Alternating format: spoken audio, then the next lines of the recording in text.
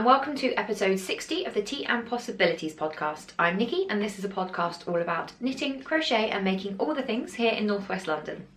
You can find me on Instagram at hippie_Nikki. I'm Nikki Hippie on Ravelry, and if you search for Tea and Possibilities under the groups tab on Ravelry, you will find our group right there. I post episode threads for every episode that comes out on our Ravelry group, so if there's anything in particular you want to chat about, you can certainly post it there. Otherwise, I link to everything I mentioned just down below, but if you want juicier show notes, you'll find those on my blog, and yes, link just down there. Kicking off, as always, with a massive thank you. If you are a new viewer, thank you so much for giving the podcast a shot. And to my returning viewers, I really appreciate you, especially when it's been a little bit of a delay between episodes because life happens, and I really appreciate you sticking with me. Today's tea, I actually can't really tell you what it is beyond it's a jasmine tea. My aunt is Russian and she often brings back various kinds of Russian tea when she goes home for a visit, and I unfortunately don't speak or read Russian, so all I can tell you is that it's a jasmine tea. I don't know the brand. I don't know anything about it really, but it is very tasty and I do enjoy it. I've mentioned before that I drink a lot more green and jasmine teas in the summer. They just feel a lot lighter, and I think probably mentally I just associate black teas with winter and cozying up and spicier flavours. They just kind of lend themselves more to darker teas. If you're in the UK, that probably sounds a bit surprising considering that it's June, but we've yet to have any properly summery weather. It's been bucketing it down most of the week. I have been soaked on several occasions. I haven't been able to dress appropriately on any day, really. It's been quite warm and then it gets really damp, so you just feel a bit cold. Yeah, it's been a tricky week for fashion. However, today was absolutely beautiful, she says, peering out of the window, because now there's a big black cloud, so it's probably for the best that I've done all my outside errands for the day, although I do have a plant to repot. So anyway, this was meant to be talking about tea. Suffice to say, I really like green and jasmine teas in the kind of warmer months, and it is warmer, just wet, and I prefer black teas in the winter months. Doesn't stop my ongoing at work addiction to Earl Grey though. But now let's move on to Whipped Up.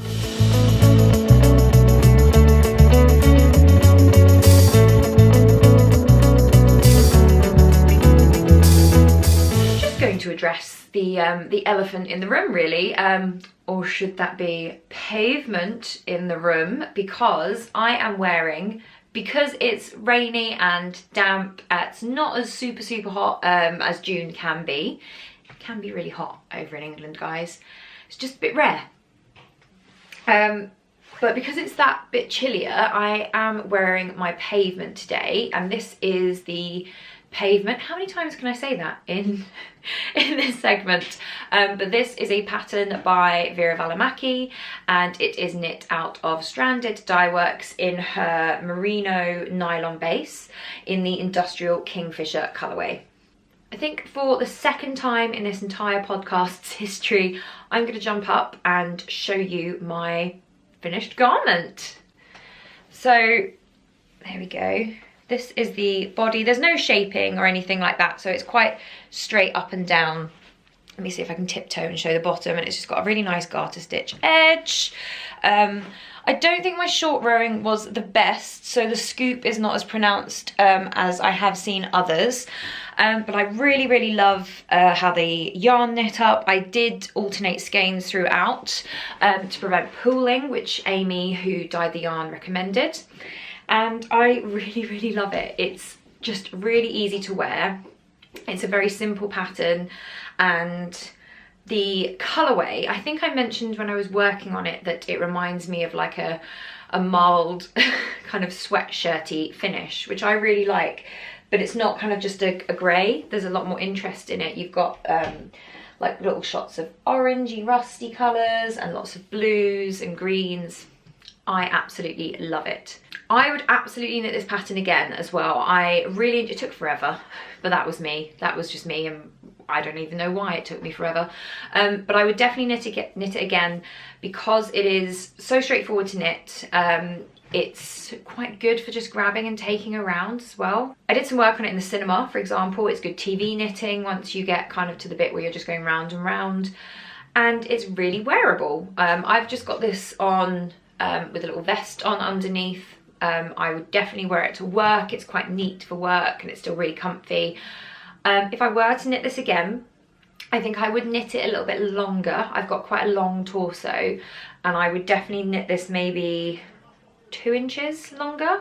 And I would probably do it in a solid, just so that I've got like a variegated and then a solid option. But yeah, I would just knit it a bit longer. That's the only change I would make to this pattern. So there we go. It is finished. It has all the ends woven in. It's been blocked. I am very, very happy with it. So look, I finished my pavement and I'm wearing it. Who knew? But that's not the only faux that I have to show you this, guys. Oh no, oh no, no. Happy summer of socks, everyone. These are my first socks for the Summer of Socks cowl. It started on the 1st of June. It is running to the 31st of August. And I went through last episode. It wasn't last week at all. It should have been. But I went through my last episode, all the different kind of yarns and patterns that I wanted to cast on. And this was my first vanilla pair. And this is West Yorkshire Spinners. I am getting so good at saying that first time, like so good. But this is their Fairy Lights colourway, which is the stripy here. And I believe the blue is Bubblegum. I got them both together. I think they were selling them with recommended contrast yarns. So you could get the pink or I think the red was available as well. But I really liked the blue. And these are going to be my first socks in my Christmas box of socks, because I am copying Amy. I am going to try and make myself some Advent socks so that I've got really fun Christmassy socks to wear every day at Christmas, because I love that time of year. I get really festive and I love the idea of just having something really special to put on every morning that I have made. It's going to take me a lot longer than Amy to do that, but everyone loves a project. I have to say though, when I was about halfway through the leg on the first one, I thought I hated them. I really did. I just wasn't sure about the green and the kind of colour combination and the way that each stripe kind of knits up a little bit differently, and I just wasn't sure. I really wasn't sure. It definitely reminded me of Christmases of when I was younger. Like the colours in here definitely remind me of digging around in the kind of Christmas ornament box, but I just wasn't sure about it at all. And then I sent it to one of my friends and they went, oh, it's really kitschy, I love it. And then I realised, okay, it's kitschy. That's okay, I can live with kitsch. I think it's because I was picturing having really traditional festive socks. And I think that's why my brain was kind of stuttering a bit over the colourway. But as soon as I got kitschy Christmas, happy days. I'm very, very chuffed with these. They're so cute. I love them. Also, one of the reasons that I really love West Yorkshire Spinners, just did it again, first time, is the value for money. So this is how much I have left from my ball. So I've made 2 socks out of it, and I could definitely get another 2, I think, out of this. It's going to go in my Cozy Stripes blanket, my Cozy Squares blanket, and I will probably wind some off to go in my Advent swap box as well. Having said that, I bought some weighing scales, fairly cheap ones, digital ones off of Amazon, and I'm almost certain they're terrible and they don't weigh properly. It might just be me. I do need to sit down and try again, because this is the kind of thing that I would love to do this evening, just wind them off and then pop this in the bag ready to go into my blankets. But I do need to have a look at those digital scales. If any of you have got digital scales that aren't stupidly expensive, can you please let me know? Maybe pop it in the episode thread, because just I've got these, and if I can't get them to work, I'll just send them back and get a different one. Next up for the summer of socks, I definitely want to get another vanilla pair on the needles, but because I want to challenge myself a little bit more with this cal, I'm thinking of either doing toe up or two at a time. So I haven't cast them on yet. I am going to try and find a really good how to pattern for both of those things. So if you have got a go-to pattern for toe up or two at a time, I know some have already been mentioned in the Summer of Socks thread. I really recommend you going over there and having a look. Some people are speeding through their socks and there's some really good chat, and I've already had some lovely people recommend patterns and how-tos so that I can have a go for my next vanilla pair of socks. The question is which colour to do my next vanilla pair. So I've got the Holly Berry and the Candy Cane. Again, all West Yorkshire Spinners Christmas colourways. I would definitely be getting their Christmas colourway this year because apparently I'm obsessed. But when these two are finished, I will have 3 pairs for my box of socks, my Christmas box of socks. So that's great. I'm really happy with that. Even if that's all I get done this year, I'd be pretty happy with that. I'm chuffed. Something else I'm going to do today is wind my yarn. A friend of mine lent me her ball winder, so I'm just going to crank up a load of cakes and get a start on my either the rose hip socks or I Love You More Than Pumpkin Spice. I'm not sure. So we'll see. Well, you'll see next time what I've cast on. I feel like I say every episode that I've been really busy, and maybe this is just what adulting is like, but between work and socialising, and I've mentioned before that I'm trying to get some financial stuff in order to try and buy my own flat this year. Life is busy. Life is really busy, and coming up this week I have got... I'm going to see Backstreet Boys on Monday. Oh yes, I was gutted I couldn't get tickets to see Spice Girls, but I'm going to see Backstreet Boys. Tuesday I'm going to see the Women of Harry Potter, a live recording from the team who do Harry Potter and the Sacred Text, which is one of my favourite podcasts. I'm going out a couple of times this week, 3 times, because actually next weekend is Secret Cinema. I'm going to the Secret Cinema Casino Royale. I'm very excited for that. I'm also, of course, squeezing in my runs because I am in training for my next half marathon. I'm starting up again. So yeah, life is busy, and when you get as close to finishing a pair of socks as I did this week, I didn't really want to pick anything else up. I just wanted to finish them so I could have a faux for the podcast. But that has meant that there is a very big space in my life right now for mindless making, and my Cozy Stripes it just fits the bill for that. So I have done a new chunk on this week. As always, I won't try and hold the whole thing up because I don't have the wingspan and the lens isn't going to fit it all in. But I did maybe, I say a big chunk, and then I hold it up and I go, I've done 4 rows. I mean, that's quite a lot, really, when you consider how long it is. But I absolutely love working on this. I did quite a lot of it while working my way through Chernobyl, which you don't need me to tell you to go and see because everyone's been absolutely raving about it, and it is utterly justified. It is horrible to watch at times, very, very difficult to watch, but compelling and so interesting. It happened a year before I was born. However, I had heard of it obviously throughout my life, and I had no idea of the level of devastation that it had caused. And I think if you have any interest in that whatsoever, I would heartily recommend it, but please be aware it is at times very, very difficult to watch. But that's a side note. That's what I was watching when I was working on my blanket. So I got quite a lot done because it's about 5 hours. So that was kind of my go-to. And I've got some really beautiful bright colours going in. And it's actually quite a bit darker at the bottom than it is at the top.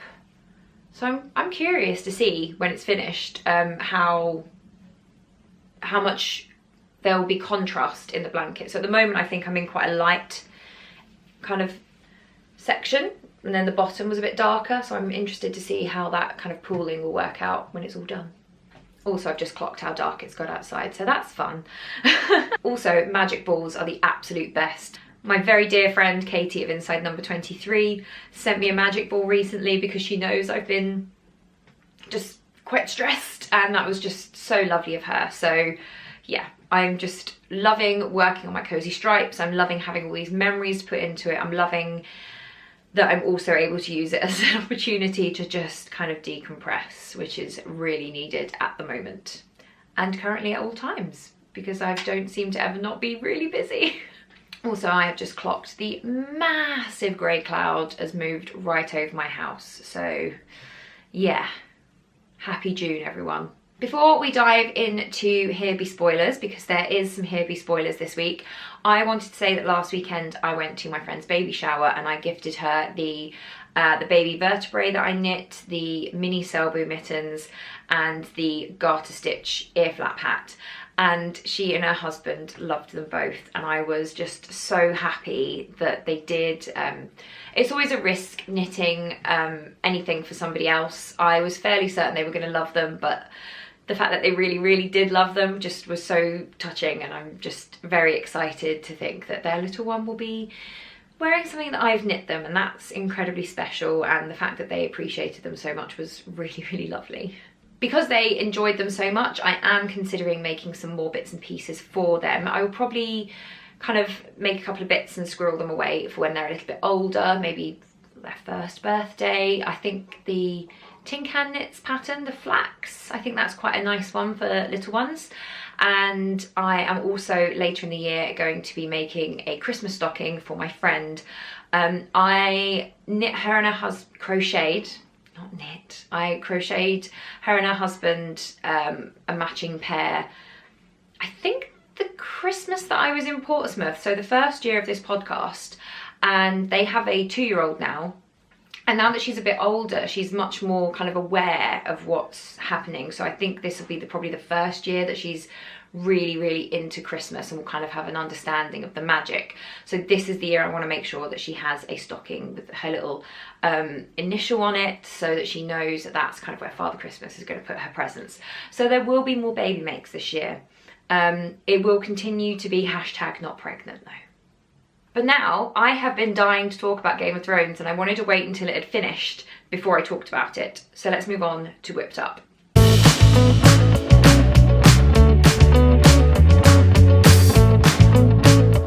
As I said, I have been dying to talk about Game of Thrones. I have talked about it before, I think last year, potentially the year before, I can't remember. I do know I've talked about it, and I have been really wanting over the last couple of months to talk about it here. But I wanted to wait, and I wanted to wait until the end of the series as a whole, because then I can talk about it as one single piece rather than going, oh, we don't know what's going to happen next. So this section is called Here Be Spoilers. Please take that as an absolute fact. There will be spoilers here. I will be talking about things that happened in the finale. I will be talking about everything that happened in the last season. I will be talking about books.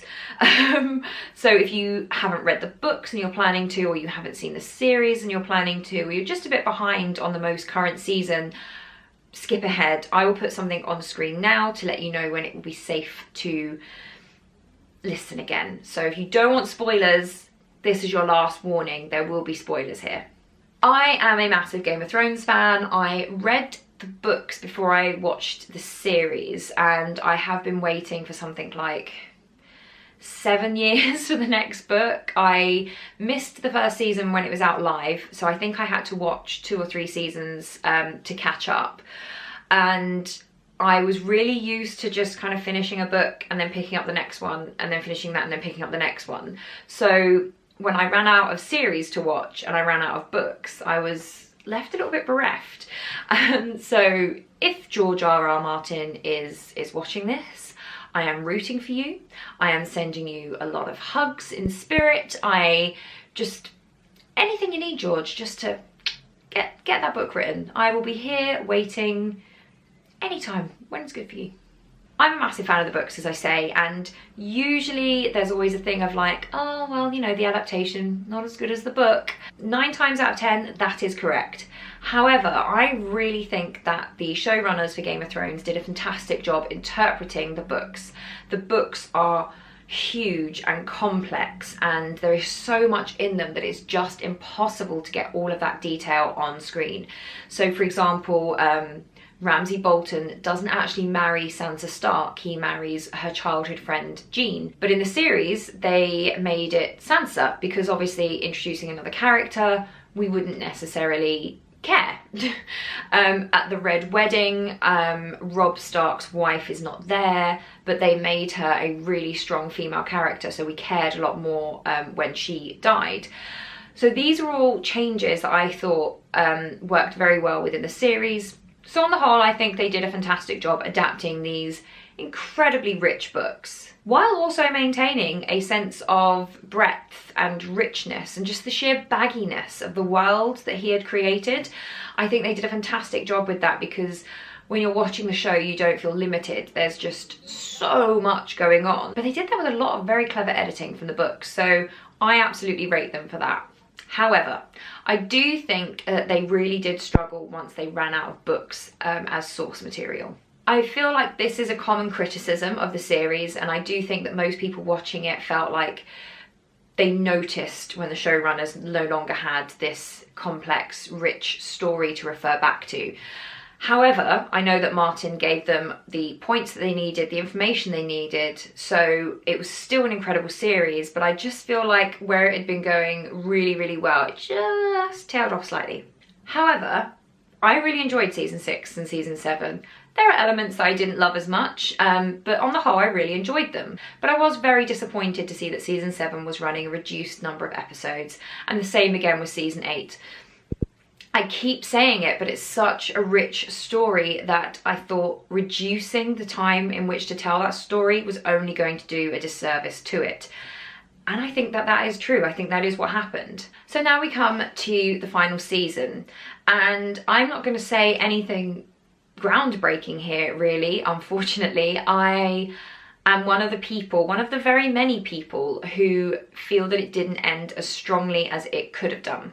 And at the time when I saw that final episode, I felt really disappointed and kind of angry almost, which sounds silly because it's just a story, but you invest so much in the story and the characters.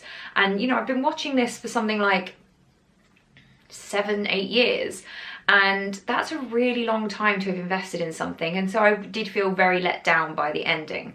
And I'm going to break down why. It's not necessarily the end positions that bother me. So if we consider where everybody is at the end of the series, it's not so much that bothers me, it's the journey to those points. I felt that the earlier seasons and the books are very, very character driven. So what happens, even when it's something as awful as the Red Wedding, you kind of feel satisfied by it because you understand that the character's journey brought them to that point. I don't feel that way so much about the end positions of season 8. So let's start with Daenerys, the Mad Queen. And narratively, I have no qualms about this. It's a satisfying switch in the narrative. Daenerys up until this point has been fated as the mother of dragons, the unburnt, the breaker of chains, the true queen of Westeros, and to have that great saviour who we've built up over the course of 7 seasons come tumbling down, that is kind of satisfying. And Varys said in an earlier season that when the Targaryens are born, the gods flip a coin and they will either be a good or a bad king or queen. So all this time we thought she was going to be this fantastic ruler, and to have that taken away, yeah, that can narratively be very satisfying. It's how they got to it that I have an issue with. I've always been rather squeamish about Daenerys' role as saviour in the books and the TV series. My memory is slightly foggy, so I can't remember if this is covered in the series as well as the books, but it is covered in the books that as Daenerys is making her way towards Westeros, she frees various enslaved cities and countries, and that is why she becomes known as the Breaker of Chains. However, what has always made me very uncomfortable when reading this is that it's almost sold to us as something that we should be applauding, and absolutely we should. She is freeing people who should not be enslaved. However, She is young. I think in the book she's like 16, and she's incredibly naive, and she comes in and she frees everyone and then she goes on her merry way, and she doesn't stay to ensure that the change she has brought remains. And I remember reading in the books, and again I think it is mentioned in the series, that once she's gone, the slave masters simply take the slaves back and re-enslave them and actually treat them even worse for daring to rebel, because the strength of Daenerys and her government is no longer there to hold it in place. And she doesn't leave any kind of infrastructure behind her. She doesn't do anything to maintain the new status quo she has created, and so it slides back. We as an audience are guided to love Daenerys for doing this, for liberating people and for being just, and we are meant to see that, okay, she's going to be an amazing queen because of this. However, what we actually should take from this is that she has no real desire to govern. She gets a real taste for this big show and the love that comes her way because of it, but the actual nitty-gritty of ensuring that the change she has made remains, no, she's not keen on that at all. She wants to be loved by the people she's freed, and then she wants to move on. So Daenerys wins the very glamorous kind of title of the breaker of chains, but actually what she needs to be is a queen. She needs to ensure that the people she has freed remain free and are able to build lives, and that generations to come will reap the benefit of that. It's not quite as glamorous. It's the day-to-day government of a country, and she proves herself in these earlier seasons not to be quite as committed to that as we would hope her to be. But therein lies my issue, that the work they've done with Daenerys has been so subtle. We have seen her through the Breaker of Chains storyline. We have seen that she loves the drama and the big spectacle, and the big movements. She's not so interested in the day-to-day governance of a country. She has no interest in ensuring a legacy beyond that big dramatic, you are all freed. And that implies that she's going to be a very poor ruler.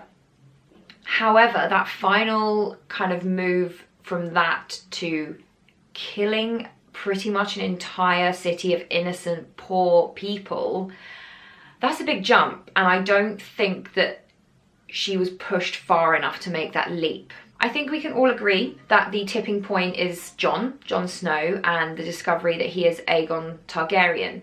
And this is another element that I really struggled with. When she arrives in Westeros and she discovers she is not beloved, she's just left behind an entire continent of people who call her mother because she is so beloved, and she arrives in Westeros and nobody cares. Like, okay, cool, who are you? And they actually care more for Sansa Stark, who has really earned her role in the North. They care about Jon, and for her to then discover that the man she loves, who she is already kind of jealous of because he is so beloved, is actually a truer heir to the Iron Throne than she is, and she keeps trusting him. I really struggle with that. I really do. Personally, I think it would have been more satisfying to have her kill Jon, for example, over Varys, because ultimately, while Jon is there, Jon is always going to be a threat to her. So why she hasn't taken that final step with Jon, I don't know. I suppose she does love him, but I think by the end that becomes very twisted and very bitter, and she almost hates him for how much he is loved because she sees that she is the one that should be loved. And in that final, I think it was the penultimate episode where, you know, he's talking about whether you rule through love or fear, and she goes, fine, let it be fear. And I think that that is too quick a change, because this is a woman who has been loved non-stop through every season and has won the love of everyone who has come into contact with her. And I just think that final desire to go, okay, fine, I will hand that off and I will take fear. I could see it happening. I could believe in it. I just think it happened too swiftly. But yeah, I actually think her killing Jon would have made more sense. Next up is Jon Snow's true identity, and the reason I have an issue with this is because of the Chekhov's gun theory of narrative. And that is essentially one must never place a loaded rifle on the stage unless it is going to go off. And we have spent years wondering who is Jon Snow's mother, back when we thought he was the illegitimate son of Ned Stark. However, as we've gone further into the series, it became apparent that Jon Snow's parentage is a really crucial bit of knowledge. And then we finally find out that he is not Ned Stark's son. He is the legitimate son of Rhaegar Targaryen and Lyanna Stark, and therefore the true heir to the Iron Throne. Now, I don't know about you, but that feels like a rifle that someone put on the screen. And it never goes off. Doesn't go off, in my opinion. It kind of sputters when Daenerys finds out. And I think we are supposed to see that that is one of the real tipping points for her, because she's aware that she has a greater rival. It's Jon, who is already beloved, and that is why she decides to make her power known by her massacre at King's Landing. However, that's just not enough of a gunshot for me, really. I just think to build it up that much and then have that be the payoff, meh. And then obviously it ends with Jon killing Dany and going back to the Night's Watch. Meh. Like, it's just so... it's such a damp squib. There is an element of full circle narrative that is satisfying. It is nice to see Jon, who started off season 1 going to the Night's Watch because he felt that was the only place for him. And then he comes away from the Night's Watch, goes on all these kind of various adventures and then goes back. There's a certain satisfaction in that, but it's just so fizzle. It's just such a fizzle, really. Particularly as the last season confirms that the reason Beric Dondarrion was brought back so many times from the dead by the Lord of Light is because he needed to be alive to save Arya Stark so that she could kill the Night King. Are we supposed to believe that Jon Snow was brought back just to kill Dany? I mean, she massacred a city of people. Quite a lot of people were not feeling her for queen. I feel like many people, I mean, Arya could have killed her. You know, it didn't have to be Jon. So I think that to say that that was his destiny and that's why he came back, meh. The Night King is another example of Chekhov's gun as well for me. I feel that they, again, were built up throughout the series. They were such a big deal. They were this terrifying enemy. And the idea for me that beat throughout the series was, you're fighting over a throne, but if you don't fight the true enemy, there is not going to be a throne. And then it ended, and then you killed the Night King, and it was so anticlimactic. And I say that as somebody who actually really enjoyed the Long Night episode, and I thought, you know, seeing all of Arya's training finally come to fruition and lead her to that moment where she kills the Night King, fantastic. I don't have a problem with that at all. What I have a problem with is that then it just was left. I assumed that there would be some payoff about who the Night King was, what was going on between him and Bran. Where did Bran go when he was in the Godswood and he just goes, oh, I'm going to go now, and he wargs into these ravens? Where did he go and why? What was the significance of the look between him and the Night King before the Night King is going to kill him? Nothing. Just nothing.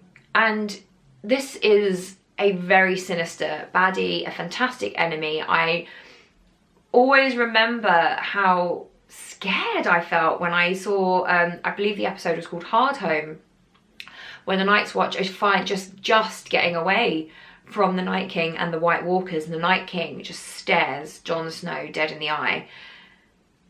It just felt so weighty and like he recognised his equal, like he recognised a person who could potentially finish him, and womp womp. One of the final things I need to rant about is King Bran the Broken. And before I go into this in any great detail, What a name. It is 2019, and I know that Game of Thrones is set in a quasi-medieval kind of era when they would have considered somebody who's disabled to be broken.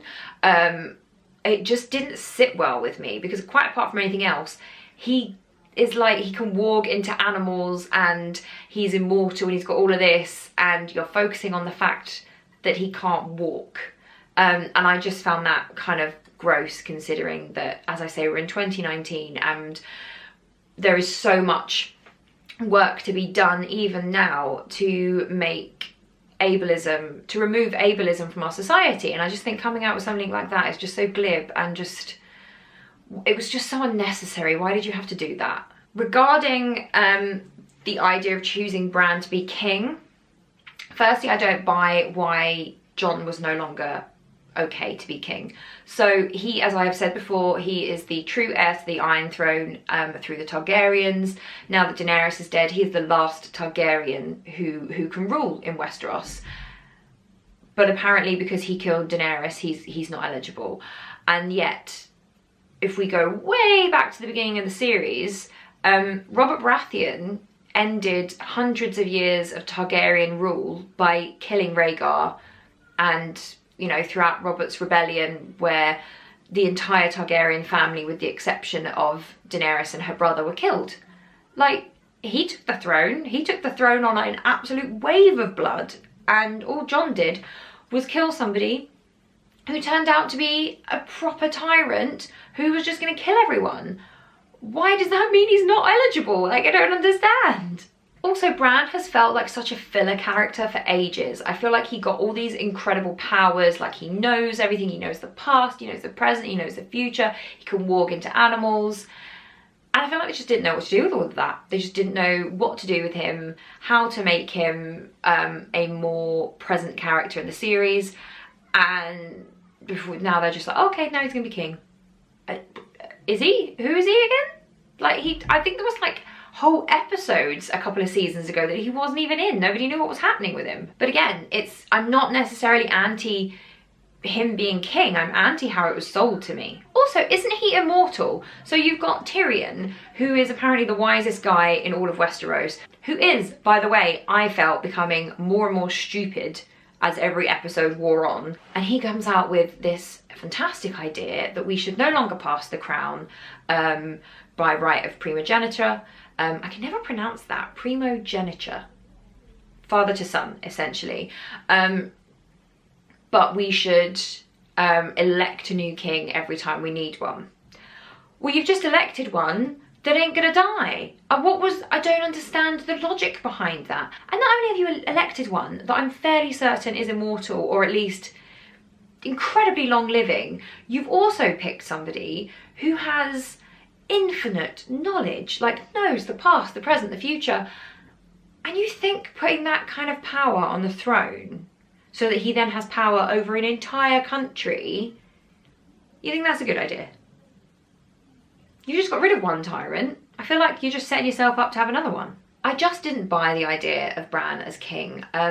Game of Thrones has thrived on the fact that it is very dangerous. So just because a character feels like the main character doesn't mean they're going to survive. So I think everyone was fairly shocked in the first season when Ned Stark was beheaded, because the whole way through you'd been like, this guy's the main character, and now they've killed him. I would argue that Tyrion was pretty much immune after a couple of series when it became clear how much of a fan favourite he was. So there was no way he was going to be killed off once the books ran out. However, while all of these things have been fantastic to watch, and it's so nice to watch something where you don't know if the main character or your favourite is going to survive, there has to be a satisfaction in the ending. You have to feel like this was the point where you were always travelling towards. And I don't feel that. When I look back at Bran's story arc, that's not where I expected it to end, and it just doesn't feel right. I want to be able to look back and see, of course it was always going to be Bran. Of course it was. Just like when you look back from the Red Wedding, of course this was going to happen to Rob, because who his character was. He was just so willing to believe in justice and the goodness of people. He wasn't prepared for how dirty other people were going to fight, and he was foolish enough to make a marriage for love instead of the political marriage he needed to make. And therefore, even though it was horrible and he was one of my favourite characters, helped that he was totally gorgeous, it made sense. It was satisfying. Bran, no. On the bright side, I do think that Sansa's story was very, very well done. As with most people, I do have issues with the fact there was a scene where she essentially said that her rape and abuse by Ramsay Bolton is what made her strong, the strong character we see in this final series. I just don't buy that at all. I just think that's nonsense. I think that's cheap and weak writing. It's just lazy, because look at the women that Sansa has surrounded herself with. Her mother was an incredibly politically astute woman. Cersei, she spent so much time with Cersei. After Cersei, she spent a lot of time with Marjorie, who knew how to use her femininity to her own advantage. She then spent some time with Littlefinger. She would have been heavily influenced by Lady Tyrell. I just don't buy the idea that she had to go through all these terrible things at the hands of a man in order to be strong. No, she, with the exception of Littlefinger, has been surrounded by incredibly political, strong women, and she would have looked at them, and much as her hair and costume design varied depending on who she was spending the most time with, I think she would have picked up a great deal more than just how to dress. So I choose to just completely ignore that, because I think that's nonsense. I think that she looked at these women and she learnt from them, and she came out as the sole survivor of all of them. I think her ending as Queen in the North was absolutely pitch perfect, and I think I must have rewatched the scene where they're dressing her over and over again, because there is so much symbolism in that costuming. It's unreal. You know, I think there were some fish scales which kind of allude to her mother being of House Tully, the dire wolves in her crown. All of it is absolutely incredible, and it actually reminded me of Queen Elizabeth I, whose portraits, if you have a look at them, the messaging in what she's wearing is really cleverly done. I can't remember the name of the portrait, but there's one where she's wearing a dress with eyes and ears on it, and the message is that, you know, I know all, I see all, I hear all.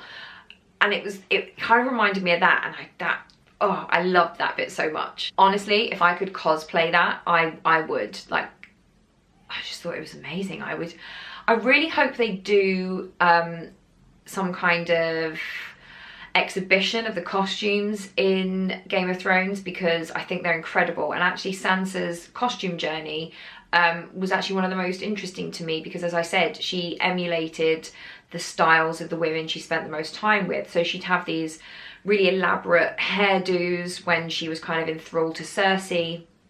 When she was kind of taken under Marjorie's wing, her hair changed again. I think it was really interesting, and that is kind of where I take the idea that it wasn't just fashion she was taking from these women. I have to give another shout out to Lady Lyanna Mormont, who was the Lady of Bear Island, and she's like, what, 14, and she refuses to go and hide in the crypt, and she fights in the long night, and her ending was just, it was devastating, but it was so satisfying, because of course this 14-year-old girl, she's not Arya, she hasn't been trained for this, of course she's not going to survive that terrible battle, but of course she's gonna take down the giant before she dies. Of course she is. I just thought she was amazing, and the girl that got to play her, yeah, lucked out on that role.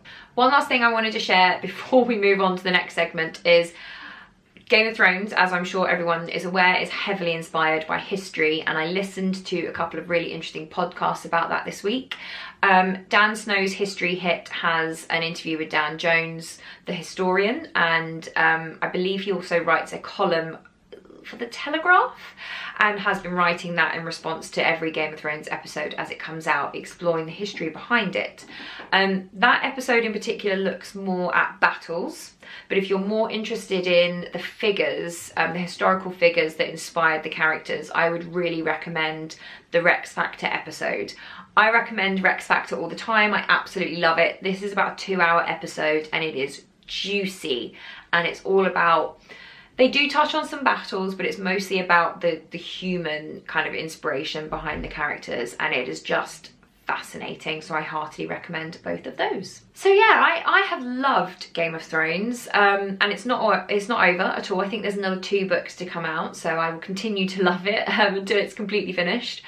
But I was overall disappointed with the end of the season. However, I would still rank it in like my top 5 series of all time, and I will probably one day come back and watch the whole thing again, and perhaps by doing that I will see the threads pulled together a little bit tighter. If I do, obviously I will say so, but currently I don't mind where you ended up, I mind how you got there. But yeah, so now I'll just kind of wait for the next book, I guess. Now let's move on to Knit and Natter.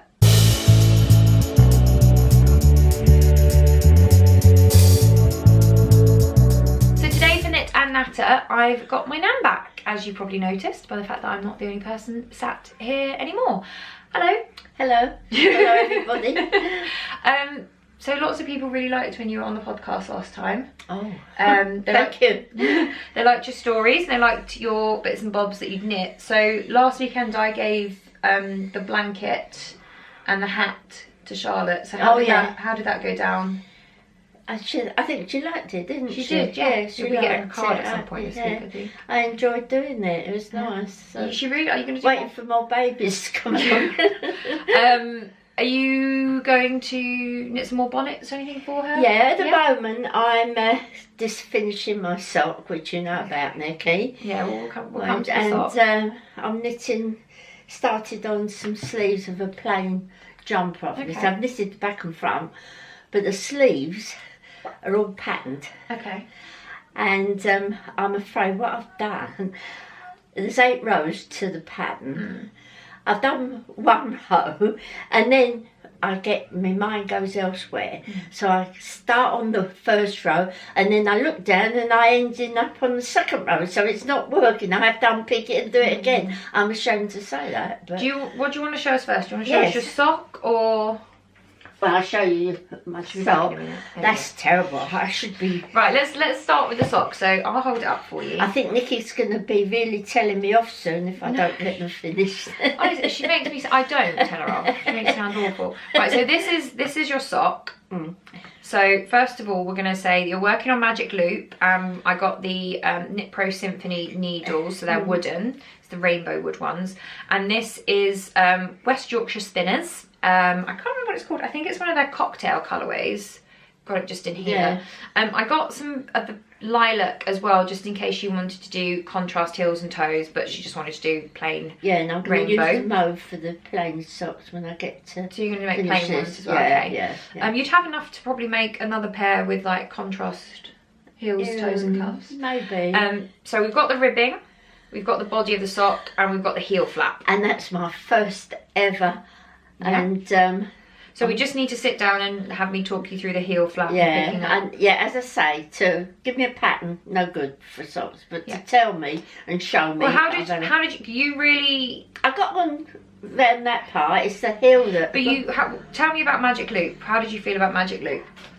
I was a while getting used to it, as you know. Yes. And but once it clicked. Yeah. I was away. But that's the thing. Once it clicks, I had the same because I. Did you? Yeah. Well, everything you try, when you try it the first time, I think you just don't get it, and then suddenly you do. Yeah, I just could not get it. I'm ashamed to say of the different things I've knitted over time. I thought, whatever's going wrong, you know. Yeah. So. Do you think the next pair you knit you would do magic loop again, or do you want to try maybe the DPNs? I don't know whether I should try that. I've probably 2 needles. You can't do 2. Yeah, I have seen some patterns of socks with 2 Yeah, but needles. that's if you don't mind seaming them up the side. No, I don't mind seaming. I can do that quite neat. Oh, right. Well, let's see how you get on, because you might, by the time you finish your second sock, Yeah, you I might be might, quite happy. But we'll do that later. My feet haven't grown by the time I finish them. I think you've been shrinking generally, haven't you? Thank you. Thank you. See what I have to put up with. So that's your sock. Yeah. So we've got sort of a half a sock. And what's the next thing? Well, what I'm doing, I've done the back and front of these, and the sleeves are lacy. Right, so this is, my nan gets this every week. This is the People's Friend. People's Friend. Lovely patterns in there. Right, there you go. Lovely People's patterns. Friend. And she gets that from the local corner shop. And it's always got some recipes. It's mainly stories. So for people who aren't in the UK, I don't know if you can get this in the US. You get 2 cereals, several stories. Yeah. You get a page on well-being telling you what to, so people write up about arthritis, their eyes or whatever. And it's a really lovely magazine. And there's usually like some recipes and some patterns in it. Oh, yeah, sure. She's not on commission, for the record. No. But this is what she's working on at the moment. And this is, it's called Light and Lacy. But I can't see anything about the designer. But essentially, it is a plain body with lacy sleeves. So yeah, I'm doing the sleeves. You're I doing like the the sleeves. sleeves. That's why I started. it's quite light and summery. What are you knitting it out of? Can we see? Yes, this. Oh no, I left it down. She's left it downstairs. Yeah, it's She's only just got the a sock up. baby's quick knit. Quick knit, so it's an acrylic. Double knitting. Yeah. But what's the problem with the sleeves you were having? Well, there's 8 rows to a pattern, and it's so small. If you look there, you'll see it's so small that when I'm doing the first row, I look up, I look down, and I'm on the second row, and it doesn't work out. So I have to unpick it. I've got to concentrate more. Or other than that, So it's not good TV knitting. No. Put a little sticker, those little yellow Post-its. pads, yes. And then I will make sure that row's finished, and then I can set on the second one. But yeah, I think it's But I love the sleeves. It's literally just one page, the pattern. So yeah, it's It's quite easy. small. It's easy. It's just that I wasn't. I get my eyes watching a film, and I'm on second row. Well, no, not I'm on first. Will you be knitting on this or watch Gentleman Jack later? Oh, Gentleman Jack! I must watch that later. Do you like it? Don't you? Yeah, I love it. Why do you like it? Because I've just talked about. You haven't seen it, but I've just talked about Game of Thrones, which I'm sure you've heard of. You've not seen it. I've not seen it. I've heard of it. I think you'd like Game of Thrones because you don't mind swearing and gore and. I don't like much gore, but no, I don't It's mind. quite I'm graphic. broad-minded. I take anything. I think you'd enjoy it. But I do like Gentleman Jack. Why do you like that? Well, first of all, I don't know if it's on in America, so It's I know some people. Edwardian, isn't it? It's Victorian, I think. So it's basically it's the. Well, I like all that because I liked all what was that one we used to watch? Jane Eyre and Wuthering Heights and all that type of period thing. dramas. Yes, period dramas. So this Gentleman Jack is about Anne Lister, and it's based. She's a real person. It's based on her true diaries, and it's about her attempts to live her authentic self, really. So she's gay. Yes, she wants nothing more than to have what everyone else has, which is to live with the person she loves, which I think we can agree is. Yeah, that's right. She should be but in them able to- days, she found it hard. Of course she was. Yeah, So but I think she's doing all right for herself. Yeah. She's just doing what she wants to do, like everybody should do. Yeah. Within reason. Well, what they want to do. We don't advocate No, for within murder or reason. theft or anything like that. No. But if you fancy to do something, Yeah, but it's very good. I believe it's already been commissioned for a second series, so it'll be on again next year. I liked it. I did. No, I did. I thought it was really good. I mean, it's not finished yet. I think It's on for an hour, 9 o'clock tonight till 10. Yeah, so I'll have to get all my editing done before it's finished. Yeah. So maybe you'll come on and show us the sock when it's finished. Yes, and the jumper. And the well, you can wear the jumper because I'm wearing mine. That is lovely. I like that. Thank you. Mind you, that's another thing. Doing it all one without any sewing up or anything. Yeah, there's isn't no it all in seaming. one? But this is Amy Jean. You remember you met Amy? No, I have. Yes, I did. Didn't I? That's what I said. You remember you met her? Yeah. But that's her yarn. Oh, lovely. She's smart, isn't she? Yeah, lovely. It is. No, she no, there's no seams. You knit this whole thing in the round, and then you pick up and knit the sleeves in the round. Yeah, it's nice. I like it. So I can and print I the like the pattern. tailored sleeve. I like how it comes. I hate when you insert sleeves. That one is what I'm doing now, insert. Well, yeah, so this I just picked But, up and knit. Yeah. But, what's that there? Just something sticking out. She just spotted that I've still got the stitch marker in one of the Naughty. sleeves. So, it's good I we was didn't go looking out for in one this, of them isn't the it? other day. Yeah, no, I picked some up from a friend. Oh, right. And you mentioned that you didn't have any. So, I'll take that out later. Honestly, show me right up. Well, there you are. There you go. So, tell you what, do you want to come on again when you've finished your sock and when Gentleman Jack's finished, you can give us your review of Gentleman Jack? Yes, Yeah. if they would, put up with me. Do you want my nan's review of Gentleman Jack? I was thinking today of years ago when I was evacuated, and little things that we used to make, and didn't have a lot of knitting and wool and that. Oh, I used to knit my own vest in the winter where I was evacuated. She used to get this wool, itchy wool, and we used to make our own vest. But I was thinking of another thing the girls used to do at school. You know the little brass curtain rings they have? Oh, yeah. That's our penny. We used to get them. We used to get embroidery thread, blanket stitch all the way round, yeah? And then I used to get another colour, a background, and go from one side to the other, all the way up. And then we used to make little leaves, stem stitch, and then we used to do French knots for the little flowers to make ourselves brooches, and we used to put a little gold pin behind it. Nice. But that's what we did, because you didn't get a lot, so that was good. Because you didn't have an Xbox, isn't it? Yeah. I didn't keep any of them bits, but it was nice doing, you know. I think you did that with me when I was little. I'm sure I've got some in my sewing box somewhere. Like a tiny one with like a little bunch of flowers. I'll have to have a look. I think it's in the cupboard. I'll have to have a look. Different, well, it's something that we did, you know, and something that gave us something to do, really. And I've always liked doing things like that. They're very tiny though, the ones I've got. Oh no, this one was about the size of a 2p piece. 2p piece. That's quite small though. I think that's about the size of the one I've got. Oh, that's not really small to work on. Not really. I'm bigger than you are. Cheeky. Right, well, you don't know this because you haven't been here the whole thing, but I've been blathering on for quite a while about TV show Game of Thrones. I'll get it if you want to have a go on it. It's got dragons, sword fighting. I don't mind. No, I don't mind. Yeah? I like to, if you say it's good, usually you've got to... There's some nudity and some violence. Well, I have seen nude bodies before, so I mean... Okay, and on that note... Sorry, Nikki. Sorry, I'm just being myself. On that note, you'll come back at some other point because I'm sure they would love to see you again. Yeah?